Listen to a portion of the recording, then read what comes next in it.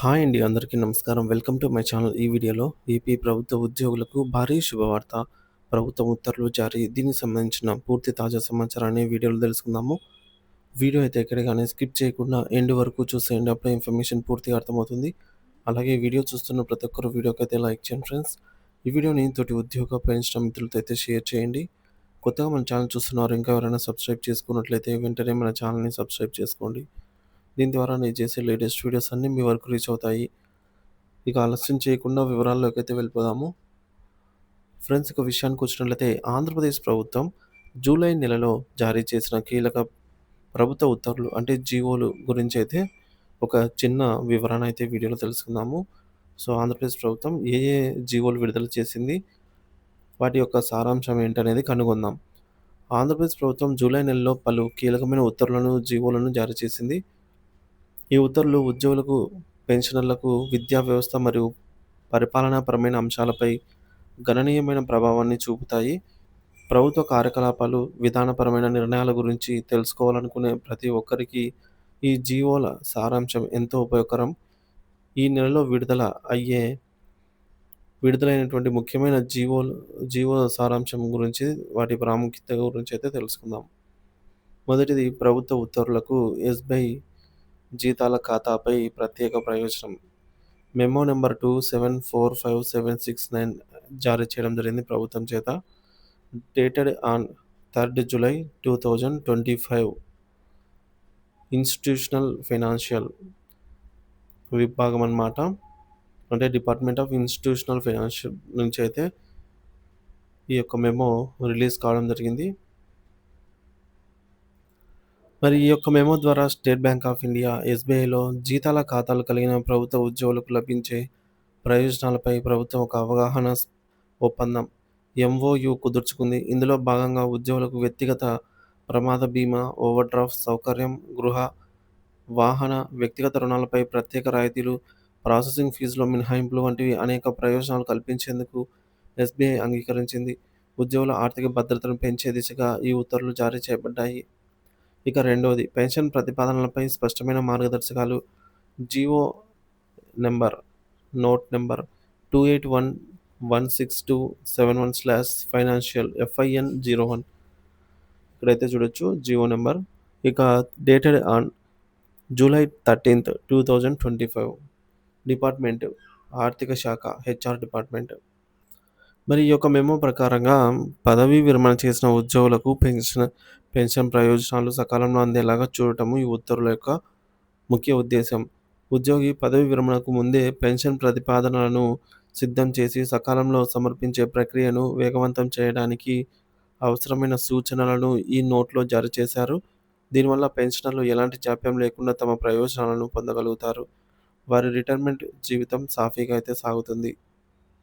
ఇకపోతే మూడోది, contract teaching faculty రెన్యువల్‌కు ఆమోదం.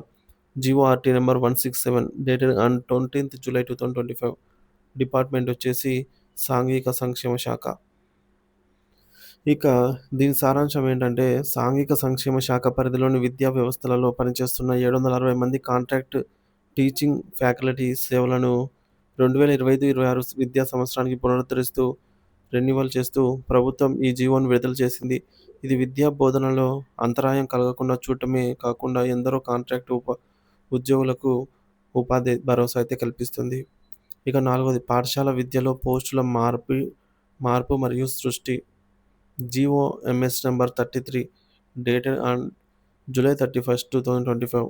విభాగం, డిపార్ట్మెంట్ పాఠశాల విద్యా డిపార్ట్మెంట్ అన్నమాట. సో, ఈ యొక్క జీవో సారాంశం ఏంటంటే, మండల పరిషత్, జిల్లా పరిషత్ మరియు మున్సిపల్ పాఠశాలల్లో విద్యా ప్రమాణాలను మెరుగుపరిచే లక్ష్యంతో కొన్ని పోస్టులను మార్చడానికి మరియు అవసరమైనటువంటి చోట కొత్త పోస్టులను సృష్టించడానికి ఈ జీవో అనుమతిస్తుంది. ఇది వ్యవస్థలో మారుతున్న అవసరాలకు అనుగుణంగా సిబ్బందిని సర్దుబాటు చేయడానికి ఈ సవరణలు దోహదపడతాయి. ఇక ఐదోది, జనాభా గణన 2027 పై gazette republication. GOMS number 70 dated on 10th July 2025. ఈ జీవో వాస్తవానికి 2021లో జరగాల్సిన జాతీయ జనాభా గణన కొన్ని కారణాల వల్ల వాయిదా పడింది. తాజా తాజాగా 2027లో జనాభా గణన నిర్వహించాలనే కేంద్ర ప్రభుత్వ ఉద్దేశాన్ని తెలియజేస్తూ జారీ చేసిన నోటిఫికేషన్ ఆంధ్రప్రదేశ్ ప్రభుత్వం అధికారికంగా రిపబ్లిష్ చేస్తూ ఈ జీవోలను విడుదల చేసింది. దేశవ్యాప్తంగా కార్యక్రమానికి రాష్ట్ర పదోన్నతిలో ఇది ఒక ముఖ్యమైన అడుగు. ఇక ఆరోది మున్సిపల్ శాఖ డిప్యూటేషన్లకు నూతన మార్గదర్శకాలు. GO RT number 60079 dated on 15th July 2025. విభాగం municipal administration and urban development department. దీని వివరణ ఏంటంటే, మున్సిపల్ పరిపాలన మరియు పట్టణాభివృద్ధి శాఖలో పనిచేసే ఉద్యోగుల డిప్యూటేషన్లకు సంబంధించిన స్పష్టమైన నియమ నిబంధనలను ఈ జీవోలో పొందుపరిచారు. డిప్యూటేషన్ ప్రక్రియలో పారదర్శకతను పెంచడానికి, ఏకపక్ష నిర్ణయాలను నివారించడానికి ఈ మార్గదర్శకాలు ఉపయోగపడతాయి. ఇక 7వది అఖిల భారత సర్వీస్ అధికారులకు పెరిగిన ఎన్‌పీఎస్ వాటా.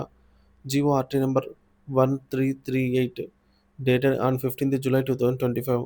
విభాగం సాధారణ పరిపాలనా శాఖ జీడీఏ జనరల్ అడ్మినిస్ట్రేషన్ డిపార్ట్మెంట్.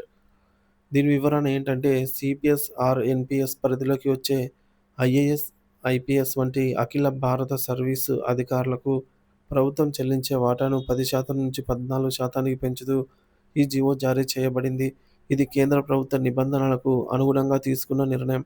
దీనివల్ల అధికారుల పెన్షన్ కార్పస్ గణనీయంగా పెరుగుతుంది.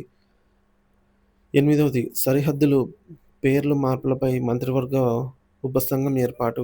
GO RT number 1378 dated on 22nd July 2025. వివరణ రాష్ట్రంలోని గ్రామాలు, మండలాలు, జిల్లాల సరిహద్దులు లేదా పేర్లను మార్చాలనే వినతులను శాస్త్రీయంగా, సమగ్రంగా పరిశీలించడానికి ప్రభుత్వం ఒక మంత్రివర్గ ఉపసంఘాన్ని నియమించింది. ఈ కమిటీ అన్ని అంశాలను అధ్యయనం చేసి ప్రభుత్వానికి సిఫార్సులు చేస్తుంది. పరిపాలనా సౌలభ్యం, ప్రజాభిప్రాయం ఆధారంగా నిర్ణయాలు తీసుకోవడానికి ఇది దోహదపడుతుంది. ఇక 9వది ఉద్యోగ పదోన్నతులపై స్పష్టమైన schedule. DPC GOMs number 78 dated on 31st July 2025. విభాగం సాధారణ పరిపాలనా శాఖ జనరల్ అడ్మినిస్ట్రేషన్ డిపార్ట్మెంట్. వివరణ ఏంటంటే, ప్రభుత్వ శాఖలో పదోన్నతుల ప్రక్రియను క్రమబద్ధీకరించడానికి ఈ జీవోను జారీ చేశారు. డిపార్ట్మెంట్ ప్రమోషన్ కమిటీ డీపీసీ సమావేశాలను సకాలంలో నిర్వహించి అర్హులైన ఉద్యోగులకు పదోన్నతులు కల్పించేందుకు ఒక నిర్దిష్టమైనటువంటి కాలపట్టికను, అడ్వాన్స్ యాక్షన్ అండ్ షెడ్యూల్ నిర్దేశించారు. దీనివల్ల ఉద్యోగులలో నైతిక స్థైర్యం పెరగడంతో పాటు పరిపాలనలో స్తబ్దతను నివారించవచ్చు. సో, ఈ ఉత్తర్వులను పరిశీలిస్తే జూలై నెలలో ప్రభుత్వం ఉద్యోగుల సంక్షేమం, పరిపాలనా సంస్కరణలు మరియు ఆర్థిక క్రమశిక్షణ వంటి అంశాలపై దృష్టి సారించినట్లు స్పష్టమవుతోంది. ఈ జీవోలు రాష్ట్ర పరిపాలనలో పారదర్శకతను పెంచడంతో పాటు వివిధ వర్గాల ప్రజలకు, ప్రభుత్వ ఉద్యోగులకు ప్రత్యక్షంగా ప్రయోజనం చేకూర్చేలాగైతే కనిపిస్తున్నాయి.